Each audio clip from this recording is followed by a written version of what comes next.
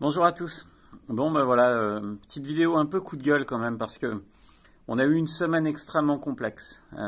Parmi toutes les choses, j'ai eu l'impression que du côté du gouvernement, le lundi c'est des pâtes, le mardi c'est des pâtes, le mercredi c'est des pâtes, ben, jeudi c'était des pâtes aussi. On a commencé la semaine avec l'augmentation potentielle de la fiscalité sur les carburants. Ça nous a demandé un travail fou pour réussir à faire en sorte que le gouvernement entende nos arguments. À la fin, on a réussi. On a obtenu à l'association ce report des taxes sur les carburants. Le lendemain, mouvement Laronce sur les réseaux sociaux qui appelait à dégonfler à minima les pneumatiques des véhicules, notamment les SUV. Il a fallu se battre. On est retourné au front. Et au final, on a réussi à obtenir le renoncement de ce mouvement, de ce collectif un petit peu extrémiste, disons-le. Et on se réveille ce matin avec à nouveau une nouvelle mesure. Cette fois-ci, elle concerne la taxe au poids sur les véhicules. Et là, je vous avoue que je ne comprends pas, j'y perds mon latin. Moi, je croyais que ce qui était important, c'était les émissions de CO2, notamment à l'échappement des véhicules. Je ne savais pas que le poids était un critère. J'ai du mal d'ailleurs à comprendre. Qu'est-ce qu'on veut? On veut que les véhicules polluent moins ou on veut qu'ils pèsent plus ou moins lourd? C'est là que j'ai du mal à comprendre.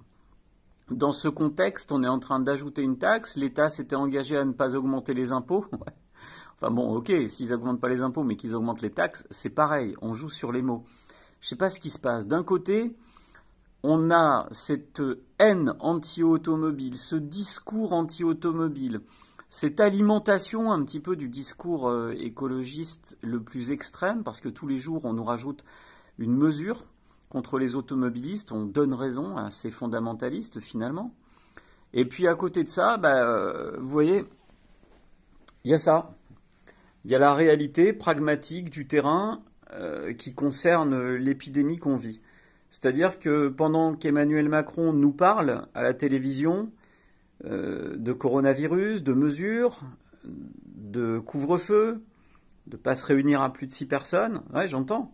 Alors c'est quoi la logique du gouvernement? C'est de gérer la crise sanitaire ou bien de se mettre à taper sur les automobilistes? Alors j'y vois là un peu plus la volonté gouvernementale de donner raison à cette convention citoyenne pour le climat. Vous savez, les 150 soi-disant citoyens tirés au sort qui pensent tous la même chose et qui veulent rajouter des taxes à l'automobiliste. J'y vois là une volonté de mener la vie dure aux automobilistes et ce qui me gêne, c'est qu'on est en train d'alimenter un discours qui donne la sensation que l'automobiliste est le principal pollueur en France.